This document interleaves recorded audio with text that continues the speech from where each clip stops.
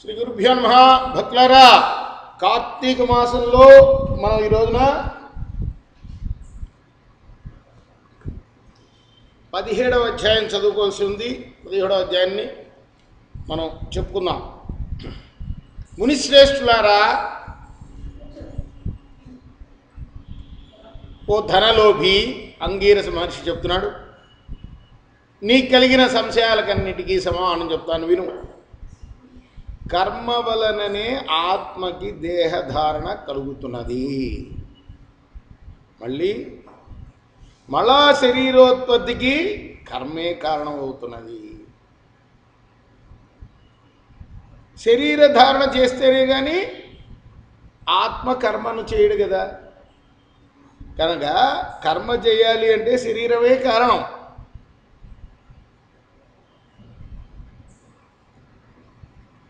ఈ శరీర బంధాలకి కారణం కర్మే అని ఆత్మకు కర్మకు ఉన్న సంబంధాన్ని మొట్టమొదట శివుడు పార్వతికి చెప్పాడు.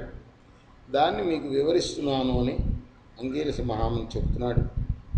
ఎవరికి? ఆ ధనలోపుడు అనేవాడికి, తర్వాత మునులకి. ఎవరా ధనలోపుడు?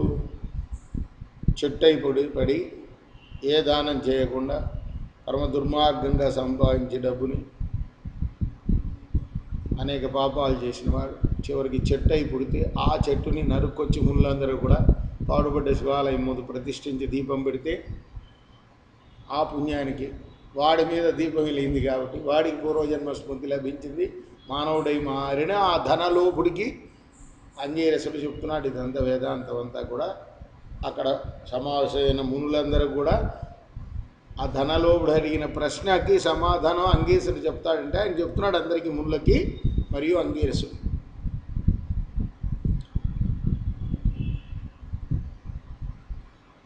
అప్పుడు ధనలోపుడు అడిగాడు, అహం బ్రహ్మ అంటారు కదా, అహం బ్రహ్మ అంటే మళ్ళీ ఈ దేహం అంటారు, ఆత్మ అంటారు, ఏంటి ఈ కథ ఏమిటి అని అడిగాడు. ఇప్పుడు అంగీరసుడు అంటున్నాడు, అహం బ్రహ్మ అంటే ఏం లేదయ్యా, నేను నాది అని చెప్పబడే ఈ జీవాత్మయే అహం అంటే.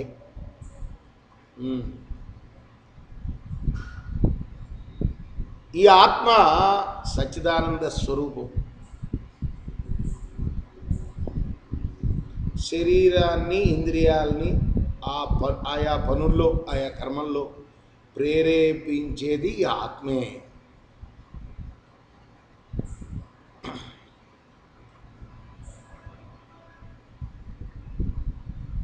ఇనుము సూదంటి రాయిని అంటిపెట్టుకుని తిరిగినట్లే ఈ శరీర ఇంద్రియాలన్నీ కూడా ఈ ఆత్మనే ఆశ్రయించి తిరుగుతుంటాయి.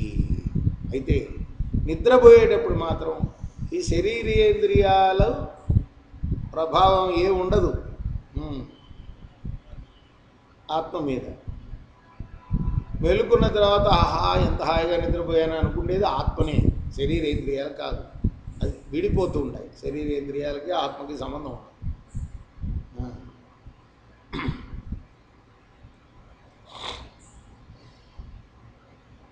దీపం ఎలా అయితే గాజు బుడ్డి లోపట ఉండి గాజును ప్రకాశింపజేస్తుందో అలానే ఈ ఆత్మ కూడా లోపట ఉండి శరీరాన్ని అంతటినీ ప్రకాశింపజేస్తూ ఉంటాడు.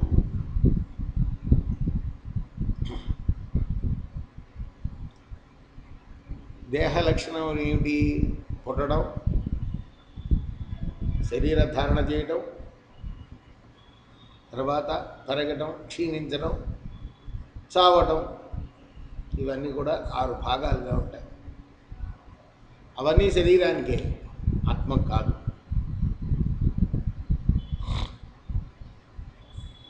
ఒక కుండను చూచి మనం ఇది మట్టితో చేసిందని ఎలా అనుకుంటున్నామో అదేవిధంగా దేహంలో అంతర్యామిగా ఉండే ఆత్మ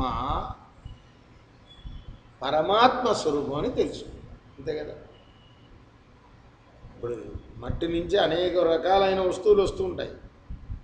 అవన్నీ మట్టి నుంచే వచ్చినాయి కదా. అలానే దేహాల్లో అంతర్యామిగా ఉండే ఆత్మ కూడా పరమాత్మ నుండి వచ్చాయి అని తెలుసుకో. అది దేహాత్మల యొక్క సంబంధము అని చెప్పాడు ఆయన. జీవుల చేత కర్మఫలాన్ని అనుభవింపచేసేవాడు ఆ పరమేశ్వరుడే. జీవులు ఆ కర్మఫలాన్ని అనుభవిస్తూ ఉంటారు. అందువల్ల శరీర ధారణ చేసిన వాడు గుణ సంపత్తి కలిగి గురు శుశ్రూష చేసి సంసార బంధాల మీద మెల్లగా ఆశని విడిచి విముక్తి పొందాలి. దానికి చిత్తశుద్ధి కలగాలి. చిత్తశుద్ధి కలగాలంటే మంచి పనులు చేస్తే చిత్తశుద్ధి కలుగుతుంది.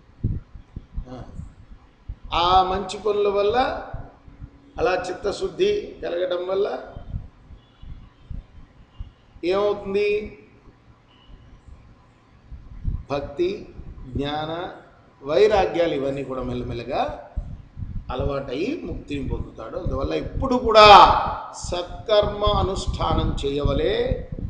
మంచి పనులు చేస్తే కానీ ముక్తి లభించదు అని అంగీరసుడు చెప్పగా ధనలోపుడు ఇంకా ఏదో అడుగుతున్నాడు. ఆ కథ మనం రేపు 18వ అధ్యాయంలో చదువుకుందాం. కృష్ణార్పణమస్తు.